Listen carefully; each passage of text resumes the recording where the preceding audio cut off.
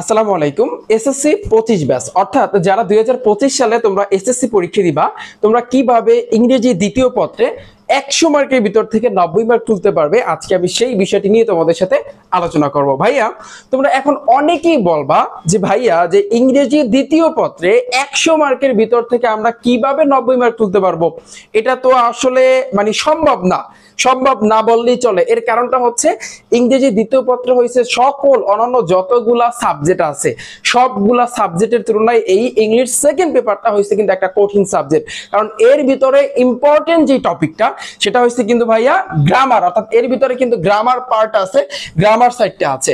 এবং গ্রামারে কিন্তু তোমরা জানো যে 60 মার্ক, এই 60 মার্ক তুলতে মানে যারা একেবারে ভালো স্টুডেন্ট তারাও কিন্তু এই 60 কিন্তু তুলতে পারে না।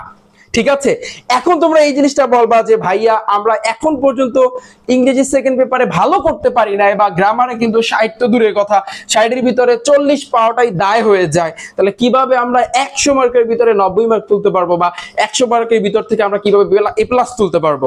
সো এই বিষয়টা নিয়ে একটু তোমাদের সাথে আলোচনা করবো। দেখো ভাইয়া, শুরুতে আমি যদি একটু বলি যে ইংলিশ সেকেন্ড পেপারে দুইটা পার্ট, একটা হচ্ছে কিন্তু গ্রামারের পার্ট আর একটা হচ্ছে কম্পোজিশন, অর্থাৎ 40 মার্কের যে রাইটিং সাইড আছে এই রাইটিং সাইড। আমি গ্রামারের পার্টটা একটু পরে আলোচনা করতেছি, শুরুতে আমি তোমাদের সাথে একটু কম্পোজিশন অর্থাৎ 40 মার্ক নিয়ে একটু আলোচনা করতে চাই। দেখো, আমি কিন্তু তোমাদেরকে একটা কথা বলছিলাম যে ভাইয়া ইংলিশ ফার্স্ট পেপার বলো, ইংলিশ সেকেন্ড পেপার বলো, তোমাদের রাইটিং সাইড নিয়ে টেনশন করার, চিন্তা করার কোনো কারণ নাই, কারণ আমি আছি তোমাদের সাথে। কারণ তোমরা জানো, তোমরা অনেকেই কিন্তু জানো যারা আমার ক্লাসগুলো আগে দেখেছো বা আমার সাজেশনের আগে ভিডিও দেখেছো, তোমরা কিন্তু এই জিনিসটা জানো যে ভাইয়া আমি ইংলিশ ফার্স্ট পেপার বলো, সেকেন্ড পেপার বলো, রাইটিং সাইটের উপর আমার অনেকগুলা ক্লাস আছে। এবং যেমন আমি যদি একটু ছোট্ট করে বলি, এইখানে তোমরা জানো যে ইংলিশ সেকেন্ড পেপারে প্রথম থেকে 15 পর্যন্ত, টোটাল 15 নং প্রশ্নের উত্তর পর্যন্ত তোমাদের অ্যান্সার দিতে হবে, রাইট? এখানে আমি যদি গ্রামার সাইডের কথা বলি, 12 নম্বরে দিতে হয় তোমার সিবি।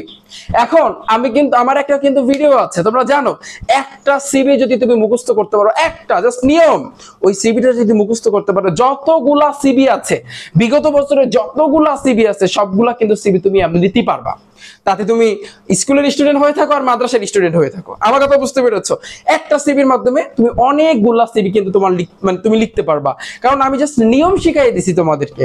সো তোমরা যদি এই ভিডিওগুলো দেখতে চাও তাহলে এই রিফাত একাডেমি ইউটিউব চ্যানেলের উপর একটা ক্লিক করবা, ভিডিও অপশন আছে, ভিডিও অপশনে যাবা, নিচের দিকে গেলেই কিন্তু ভাইয়া তোমরা কিন্তু আমার সকল ভিডিওগুলো তোমরা দেখতে পারবা। সেখানে কিন্তু আমি একটা লেটারের মাধ্যমে তুমি কিভাবে অনেকগুলা লেটার লিখতে পারবা, একটা অ্যাপ্লিকেশনের মাধ্যমে অনেকগুলো অ্যাপ্লিকেশন তুমি কিভাবে লিখতে পারবা, একটা সিভির মাধ্যমে অনেকগুলো সিভি তুমি কিভাবে লিখতে পারবা, একটি ইমেলের মাধ্যমে অনেকগুলো ইমেল তুমি কিভাবে লিখতে পারবা, একটি প্যারাগ্রাফের মাধ্যমে, একটি ডায়লগের মাধ্যমে, তারপর গ্রাফ চার্ট বলো, পাই চার্ট বলো, সবকিছু আমি কিন্তু অর্থাৎ ইংলিশ ফার্স্ট পেপার বলো, সেকেন্ড পেপার বলো, রাইটিং সাইড কিন্তু আমি তোমাদের কাছে একেবারে সহজ বানিয়ে দিয়েছি। এখন অনেকে বলবে যে ভাইয়া আপনি যেভাবে বলছেন ওভাবে কি লিখলে কি স্যারেরা মার্ক দিবে? মানে অনেকের মনে কিন্তু এই প্রশ্নটা থাকতেছে।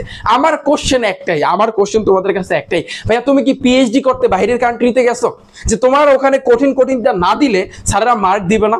আমাকে একটু বুঝাও, তুমি কি পিএইচডি করতেছো? তুমি সবেমাত্র এসএসসি তে পড়তেছো। সো আমি যেগুলা বলছি ওগুলা যদি তুমি লেখো, এবং আরেকটা সিস্টেম আছে সেটা আমি বলতেছি। দেখো এইখানে 13 নাম্বার হয়েছে কি ফর্মাল লেটার, অথবা কিন্তু ভাইয়া তোমার ইমেইল আসে, কিন্তু বিশেষ করে ইংলিশ সেকেন্ড পেপারে ভাইয়া ফর্মাল লেটারের ভিতরে তোমার অ্যাপ্লিকেশনটা কিন্তু সবচেয়ে বেশি টানে, এবং এগুলোই কিন্তু বেশি আসে। আচ্ছা, এবার 14 নাম্বার হয়েছে কিন্তু ভাইয়া প্যারাগ্রাফ কিন্তু আমি নিয়ম শিখাইছি।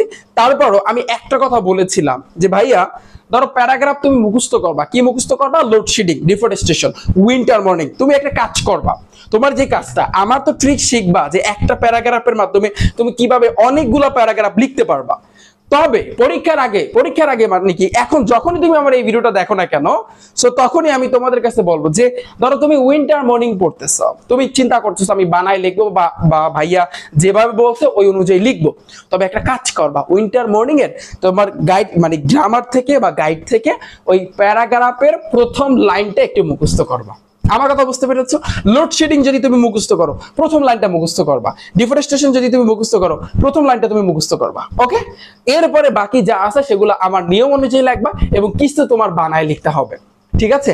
এখন অনেকেই তোমরা বলবা ভাইয়া আমি হইছি স্কুলের ভিতরে বা মাদ্রাসার ভিতরে একেবারে লাস্ট বেঞ্চের স্টুডেন্ট, আমি কি পারবো, আমি তো বানাই লিখতে পারি না। একটু ট্রাই করো, এখনো কিন্তু তোমার হাতে সময় আছে। তুমি যদি আমার এই ভিডিওটা পরীক্ষার 2 দিন আগেও দেখো, তারপর আমি বলবো এখন একটু ট্রাই করো, তাহলে দেখবা যে তুমি বানায় অবশ্যই লিখতে পারবা, অবশ্যই লিখতে পারবা। কারণ কিছু শব্দের অর্থ মাথায় থাকলে এবং টেন্সটা যারা ধরতে পারবে তারা অবশ্যই কিছু না কিছু বানায় লিখতে পারবে।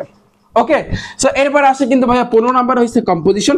এই কম্পোজিশন কিন্তু ভাইয়া তোমাদের একটু মুখস্থ করতে হবে এবং কম্পোজিশন একটু বেশি তোমার লিখতে হবে, ঠিক আছে। এই জন্য একটু তোমাদের পড়াশোনা করতে হবে। সো আমি বলবো ভাইয়া এই সিবি, ফর্মাল লেটার বা ইমেল তোমরা আমার যদি ভিডিও দেখো এমনিতে পারবা, প্যারাগ্রাফটাও তোমরা পারবা, তবে প্যারাগ্রাফের প্রথম লাইনগুলো একটু মুখস্থ করতে হয়, এটা নিয়ম। যেমন আমি যখন এসএসসি পরীক্ষা দিয়েছি, সো তখন আমি কি করতাম, তখন আমি যেটা করেছি, প্যারাগ্রাফ ধরো কয়টা পড়ছি, 10-15টা নিম্নে পড়ছি, ওই 10-15টা প্রত্যেকটার প্রথম 2টা লাইন একটু মুখস্থ করে যাইতাম, শেষ, 8টা সব বানায়া। ঠিক আছে, তো এই হচ্ছে কিন্তু ভাইয়া তোমার নিয়ম। কম্পোজিশনে তারাই ভালো করতে পারবে যারা আসলে বানিয়ে লিখতে পারে, এবং একটু একটু সামান্য তো মুখস্থ করতেই হবে, কিন্তু তোমার বানিয়ে লেখার অভিজ্ঞতা থাকতে হবে, ঠিক আছে। এই গেল হয়েছে কিন্তু ভাইয়া রাইটিং পার্ট, অর্থাৎ তোমার কম্পোজিশনে যে 40 মার্ক, তোমরা 40 মার্ক কিভাবে উঠাবা। এখন মেইন যে কথাটা সেটা হচ্ছে কিন্তু তোমাদের যে ভাইয়া গ্রামার সাইড, এই গ্রামারই যত সব সমস্যা সকল স্টুডেন্টের। তুমি যদি একেবারে টপ লেভেলের স্টুডেন্ট হয়ে থাকো, তুমি কি এখনো কি বুকে হাত দিয়ে বলতে পারবা যে ভাইয়া আমি গ্রামারের সব টপিক পারি, আমাকে যেটা দিবেন সেটাই আমি অ্যান্সার দিতে পারবো? তুমি কি বুকে হাত দিয়ে বলতে পারবা? না, কারণ এখন পর্যন্ত কিন্তু তুমি যতই টপ লেভেলের স্টুডেন্ট হও না কেন, তুমি কিন্তু গ্রামারের সাইড পাবা না। কারণ তুমি যদি পেতে চাও এখানে গ্রামারে পারার, আমি 1 নম্বরে যেটা বলবো, তোমার ওয়ার্ড মিনিং শিখতে হবে।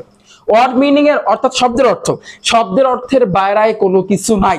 তাতে তুমি 14 গোষ্ঠীর রুলস মুখস্থ করো, তাতেও কোনো কাজে আসবে না। তবে হ্যাঁ আসবে, আমি একটু বলি। দেখো, পাঞ্চুয়েশনে তুমি যদি আমি যে নিয়ম পড়াইছি বা তোমাদের স্যারেরা যা পড়াইছে যদি পড়ো, তারপর যদি বিগত বছরে তা প্র্যাকটিস করো, পারবা। এই যে সেন্টেন্স কানেক্টর আমি যা পড়াইছি, আমার ব্যাচের কিন্তু স্টুডেন্ট আছো যারা 25 সালে তোমরা এসএসসি পরীক্ষা দিবা, আমি যা পড়াইছি এখন যদি একটু বিগত বছরে তা প্র্যাকটিস করো, বাস এনাফ। এরপর ট্যাগ কোশ্চেন, যে রুলস গুলো পড়াইছি, যা শিখাইছি, হ্যাঁ, তো যদি তোমরা একটু এখন প্র্যাকটিস করো, বাস এনাফ। তারপর সাফিক্স প্রিফিক্স সিম্পল, এটা জাস্ট মানে সিম্পল বলতে একটু তোমার সাফিক্স প্রিফিক্সের ক্ষেত্রে পড়াশোনা করতে হয়, একটু তোমার পড়াশোনা করতে হয়। তারপরে সে কমপ্লিটিং সেন্টেন্স যা পড়াইছি এনাফ, চেঞ্জিং সেন্টেন্স যা পড়াইছি এনাফ, বাস। এখন একটু বিগত বছরের তা প্র্যাকটিস করবা। ওকে, এই চেঞ্জিং সেন্টেন্সের মধ্যে কি আছে, ডিগ্রি আছে, তারপর ওই যে তোমার সিম্পল, কমপ্লেক্স, কম্পাউন্ড আছে, রাইট, ভয়েস চেঞ্জ আছে, সো তোমরা জানো সবাই। তারপর ন্যারেটিভ স্টাইল মানে হচ্ছে তোমার ন্যারেশন, যা পড়াইছি, যেই নিয়মে শিখাইছি, তোমরা জানো ন্যারেশন শেখার জন্য 5টা মানে হচ্ছে স্টেপ ফলো করতে হয়। 5টা স্টেপের মাধ্যমে তোমার ন্যারেশন ফুল ডান। তাতে যত বড় যত কঠিন ন্যারেশন থাকুক না কেন, তোমার কাছে কিন্তু ইজি লাগবে। বাট মেইন যেই সমস্যা ভাইয়া এই প্রথম চারটাতে কিন্তু মেইন সমস্যা। কারণ এই প্রথম 4টার ক্ষেত্রে তুমি অর্থ মুখস্থ থাকা সত্ত্বেও, মানে অর্থ না সরি, তোমার রুলস মুখস্থ থাকা সত্ত্বেও তুমি কিন্তু অ্যান্সার দিতে পারবা না, পারফেক্টলি তুমি অ্যান্সার দিতে পারবা না যতক্ষণ না পর্যন্ত তুমি প্রতিটা লাইনের অর্থ না বুঝো। অর্থাৎ এই ক্ষেত্রে কিন্তু ভাইয়া আমি বারবার একটা কথা বলেছি, তোমাদের শব্দের অর্থের দিকে ফোকাসটা দিতে হবে, শব্দের অর্থ তোমার ভাইয়া পারতে হবে। তুমি যদি আমার এই ভিডিওটা তোমাদের টেস্ট পরীক্ষার আগে দেখো বা পরে দেখো বা এসএসসি পরীক্ষার 10 দিন আগেও দেখো, তারপর আমি বলবো এখনো কিন্তু ভাইয়া তোমার হাতে সময় আছে। তুমি কিন্তু ইচ্ছা করলে গ্রামারে অর্থাৎ ইংলিশ সেকেন্ড পেপারে ভালো একটা রেজাল্ট করতে পারো, এখনো কিন্তু টাইম আছে। এবং আমি এটা শিওরলি বলতে পারি ভাইয়া, এইখানে 5 থেকে 11 পর্যন্ত 1 মার্কও তোমার কিন্তু কম আসবে না, যদি তুমি ঠিকভাবে রুলস গুলা পড়ো এবং একটু প্র্যাকটিস করো। আমার 2025 সালে তোমরা যারা এসএসসি পরীক্ষা দিবা, তোমরা অনেকে কিন্তু জানো যে আমি কিন্তু অলরেডি তোমাদের জন্য কোর্স চালু করছি ইংলিশ সেকেন্ড পেপারে, এবং সেটা কিন্তু একেবারে শেষের দিকে। এখন তোমরা কিন্তু ইচ্ছা করলে ভর্তি হইতে পারো, এবং সেই কোর্সের ফি হচ্ছে মাত্র 410 টাকা। এই 410 টাকায় তোমার ইংলিশ সেকেন্ড পেপারে এই গ্রামার সাইডের প্রতিটা টপিক, এখানে কয়টা আইটেম আছে, 11টা আইটেম আছে। তারপর এই রাইটিং সাইডে কয়টা আইটেম আছে, 4টা আইটেম। সো এই ইংলিশ সেকেন্ড পেপার ফুল তোমাদের আমি কমপ্লিট করে দিয়েছি, তোমরা জানো অলরেডি কিন্তু প্রায় শেষের দিকে। এখন তোমরা বলবা ভাই আমি তো টেস্ট পরীক্ষার আগে দেখতেছি, বা আমি তো এসএসসি পরীক্ষা 2025 সালে যে পরীক্ষাটা দিব বোর্ড পরীক্ষা, তার আমি 10 10 দিন আগে দেখতেছি, এখন কি আমি এই মানে কোর্সে ভর্তি হতে পারবো? হ্যাঁ, অবশ্যই তুমি পারবা, কারণ আমি যতগুলা ক্লাস নিয়েছি সবগুলা ক্লাস এখন তোমাদের জন্য সুন্দরভাবে কিন্তু সাজানো আছে। যখন তুমি ভর্তি হবা আগে যতগুলা ক্লাস দেখো, এই যে দেখো উইথ ক্লাউজের ভিতরে তোমরা কিন্তু জানো আর্টিকেল আছে, প্রিপোজিশন আছে, পার্টস অফ স্পিচ আছে, মানে গ্যাপ ফিলিং উইথ ক্লজ, মানে যেটা তোমার অপশন দেওয়া থাকবে। আর একটা হচ্ছে উইদাউট ক্লজ, যেটাও same article, preposition, parts of speech, এই তিনটা টপিক তোমাদের পড়তে হবে। এমন ভাবে তোমার পড়তে হবে যাতে করে কিন্তু এখানে 5 5 10 অর্থাৎ তোমার হইছে উইথ ক্লজ এবং উইদাউট ক্লজের অ্যানসার দিতে পারো। তবে আমার ব্যাচে একটা সিস্টেম আছে, সিস্টেমটা হচ্ছে আমি ওয়ার্ড মিনিং এর উপর বেশি ফোকাস দিই। এখানে আমি যে একটা কথা বলছি যে 5 থেকে 11 পর্যন্ত আমি যতগুলা রুলস শিখাইছি এগুলা যদি শেখো, বাস বেশি না, তুমি বলবো যে এক একটা ক্লাস হচ্ছে 2 ঘন্টা 3 ঘন্টা না, আধা ঘন্টা 40 মিনিট 1 ঘন্টাই ডান, ঠিক আছে? সো তুমি যদি এই ক্লাসগুলো যদি দেখো এবং যা পড়াইছি, এখানে 1 মার্কও তুমি কম পাবো না, চ্যালেঞ্জ দিয়ে বলতে পারি 1 মার্কও তুমি কম পাবো না। যদি আমি যা পড়াইছি, যেভাবে পড়াইছি সেই নিয়মে যদি তুমি পড়ো 1 মার্কও তুমি কম পাবো না। কিন্তু তুমি কম পাবা কিসে? এই উপরের 4টা আইটেমে। রাইট ফ্রম আপ ভার্বে তুমি বলবা ভাইয়া রুলস আছে না, হ্যাঁ তুমি রুলস পারবা ঠিকই, কিন্তু তারপরও একটু অর্থ তোমার ভাইয়া বুঝতে হবে। রাইট ফ্রম আপ ভার্বের ক্ষেত্রে তোমার অর্থ বুঝতে হবে। এই জন্য আমার এই ব্যাচে তোমার হচ্ছে আমি তোমাদের জন্য, যেহেতু এই ব্যাচটা হচ্ছে 2 মাসের কোর্স, 2 মাসে তোমরা জানো টোটাল হয়েছে 60 দিন, 60 দিনে তোমাদের আমি 600 মানে হচ্ছে ওয়ার্ড মিনিং এর কিন্তু ব্যবস্থা করেছি। 600 শব্দের অর্থ অলরেডি কিন্তু তোমরা পড়েছো, যারা আমার ব্যাচে আছো তোমরা কিন্তু জানো। এছাড়াও যারা ভর্তি হবা সামনে তোমাদের জন্য সাজানো আছে যে এখানে ডে 1 ডে 2 প্রতিদিন 10টা শব্দের অর্থ। এখন অনেকে বলবে ভাইয়া এত চাপ কেমনে নিব, ওইদিকে আছে ইংলিশ ফার্স্ট পেপার আছে, গণিত আছে, যারা সায়েন্সের স্টুডেন্ট আছে তোমরা বলবো ভাইয়া আমাদের ফিজিক্স কেমিস্ট্রি আছে, যারা কমার্সের আছে তোমরা বলবো আমাদের কমার্সের সাবজেক্ট আছে, এছাড়াও তো বাংলাদেশ বিশ্ব পরিচয়, এছাড়া তারপর অন্যান্য সাবজেক্ট আছে, যারা আর্টসের আছে বা যারা মাদ্রাসার স্টুডেন্ট আছে তোমরা বলবা যে আমাদের তো আরো অন্যান্য সাবজেক্ট আছে, এত চাপ কেমনে নিব? ভাইয়া কিচ্ছু না, তুমি সকালবেলা ঘুম থেকে উঠবা, ঘুম থেকে ওইটা 5টা শব্দের অর্থ মুখস্থ করবা, আবার যখন তুমি রাতে ঘুমাতে যাবা তখন তুমি 5টা শব্দের অর্থ মুখস্থ করবা, শেষ। তোমার ডে 1 এ 10টা শব্দের অর্থ ডান। এইভাবে কিন্তু 2 মাসে তোমরা কিন্তু 600 শব্দের অর্থ মুখস্থ করতে পারবে, এবং তারই কিন্তু আমি ব্যবস্থা করেছি, এবং যারা ব্যাচে আছে তোমরা কিন্তু সবাই জানো, ঠিক আছে? সো তুমি চিন্তা করো, তুমি যদি 600 শব্দের অর্থ মুখস্থ করতে পারো তাহলে আমি আশা করি যে গ্রামারে অবশ্যই তুমি ভালো কিছু করতে পারবে, অবশ্যই, নিশ্চিত। কারণ 600 শব্দের অর্থ যদি কেউ একজন স্টুডেন্টের মাথায় ঢুকে, মাথায় যদি থাকে, সে এমনিতেই বানায় লিখতে পারবে কনফার্ম, এবং তার অর্থ বুঝতে অসুবিধা হবে না। যখন তুমি উপরের লেভেলে উঠবা, এইচএসসি তে উঠবা, তখন আরো শব্দের অর্থ তোমার মুখস্থ করতে হবে। সো এখন এসএসসি তে বসেই যদি তুমি 600 শব্দের অর্থ মুখস্থ করো তাহলে এটা তোমার জন্য প্লাস পয়েন্ট। ওকে, এখন যারা মনে করতেছো ভাইয়া আমরা তো পরীক্ষা দিব কয়দিন পরে, এখন মুখস্থ করা তো সম্ভব না, সো তোমরা এখন চাইলে ভর্তি হতে পারো। তোমরা ভর্তি হলে এই কয়টা আইটেম একেবারে ফুল কভার করবা। এছাড়াও তুমি যদি রুলস টুলস ভালো করে মুখস্থ করো, রাইট ফ্রম আপ ভার্বের তুমি আনসার দিতে পারবা, অবশ্যই আনসার দিতে পারবা। বাকি থাকে সাবস্টিটিউশন টেবিল, এই টেবিল তারাই পারবে যারা একটু অর্থ বুঝতে পারবে, অর্থ একটু যারা বুঝতে পারবে। ওকে, আর উইথ ক্লজ উইদাউট ক্লজ এই ক্ষেত্রে তোমার একটু ভাইয়া অর্থ বুঝে বুঝে তোমার লিখতে হবে। আমি তো এই আর্টিকেল কোন জায়গাতে বসবে, প্রিপোজিশন কোথায় বসবে, পার্টস অফ স্পিচের যে যতগুলা নিয়ম ছিল, ওই প্রকারভেদ যে কয় প্রকার তোমরা কিন্তু জানো অনেকে, সো সবকিছু কিন্তু আলোচনা করেছি। তারপরও ভাইয়া আমি যেটা বলবো যে উপরের 4টা আইটেম পারার জন্য তোমার শব্দের অর্থের কোনো বিকল্প নেই, শব্দের অর্থ মুখস্থ করতে হবে। ওকে, সো এখন যারা আমার এই ব্যাচে ভর্তি হতে চাও তোমরা একটা কাজ করবা, তোমাদের ফোনের ক্রোম ব্রাউজার আছে না সবার ফোনে, সো তোমরা ক্রোম ব্রাউজারে গিয়ে সার্চ দিবা রিফাত, দেখো rifatacademy.com লিখে, সো rifatacademy.com লিখে যখন তোমরা সার্চ দিবা তখন কিন্তু আমার ওয়েবসাইটটা চলে আসবে। এরপরে ওখানে গেলে ছোট্ট একটা ভিডিও আছে, ওটা যদি তোমরা দেখো তাহলে তোমরা ক্লিয়ারলি বুঝতে পারবা যে আসলে তোমরা কিভাবে ভর্তি হবা বা প্রসেসটা আসলে কি।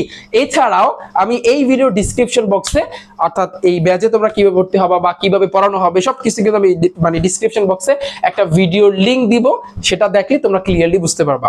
এছাড়াও গুরুত্বপূর্ণ যে পয়েন্টটা, যে ভাইয়া তোমরা অনেকেই বলবো ভাই আপনি ইংলিশ সেকেন্ড পেপার কেমন পড়ান, এটা আমাদের জানতে হবে। সো এটা যদি জানতে চাও, এজন্য আমি সবার কাছে অনুরোধ করব আমার ভিডিও আগে দেখবা, আমার ক্লাস আগে দেখবা, ক্লাস দেখার পরে যদি তোমার কাছে ভালো লাগে, যদি তুমি মনে করো যে না ভাইয়ের ক্লাস দেখে আমি অবশ্যই শেষ করতে পারবো, তাহলে আমি বলবো ভর্তি হতে। আর যদি মনে করো যে না ভাইয়ের ক্লাস দেখে আমি বুঝতেছি না কিছু, তাহলে সেক্ষেত্রে আমার অনুরোধ থাকবে তোমরা ভর্তি হবে না। এই জন্য যারা ক্লাস দেখতে চাও ডিসক্রিপশন বক্সে আমি লিংক দিয়ে রেখেছি। ট্যাগ কোশ্চেনের উপর একটা ক্লাস আছে, ন্যারেশনের উপর ক্লাস আছে, অনেকগুলা টপিকের উপরে কিন্তু ক্লাস আছে, তোমরা ইচ্ছা করলে কিন্তু দেখতে পারো। ওকে, সো ডিসক্রিপশন বক্সটা চেক করো। এছাড়াও এই যে রিফাত একাডেমি ইউটিউব চ্যানেল আছে, এখানে একটা ক্লিক করবা, তারপর ভিডিও অপশন আছে সেখানে ক্লিক করবা, সেখানে ক্লিক করে একটু নিচের দিকে যাবা, নিচের দিকে গেলেই কিন্তু ভাইয়া তোমরা ক্লাসগুলো দেখতে পারবা। ওকে, সো এই ছিল ভাইয়া তোমাদের জন্য ছোট্ট একটা সাজেশন। এছাড়া আমি তোমাদের জন্য যারা টেস্ট পরীক্ষা দিবা সামনে, তোমাদের জন্য ইংলিশ সেকেন্ড পেপারে তোমাদের কোন কোন টপিকগুলো পড়তে হবে বা এই যে রাইটিং সাইডে তোমাদের কি পড়তে হবে আমি সাজেশন নিয়ে আসতেছি। এছাড়াও যারা ফাইনাল পরীক্ষা দিবা 2025 সালে যারা এসএসসি পরীক্ষা দিবা তোমাদের জন্য ফাইনাল সাজেশন অবশ্যই আমি নিয়ে আসতেছি। ওকে, তাহলে 7ই তারিখে ভাইয়া রিফাত একাডেমি ইউটিউব চ্যানেল এবং ফেসবুক পেজের। আল্লাহ হাফেজ।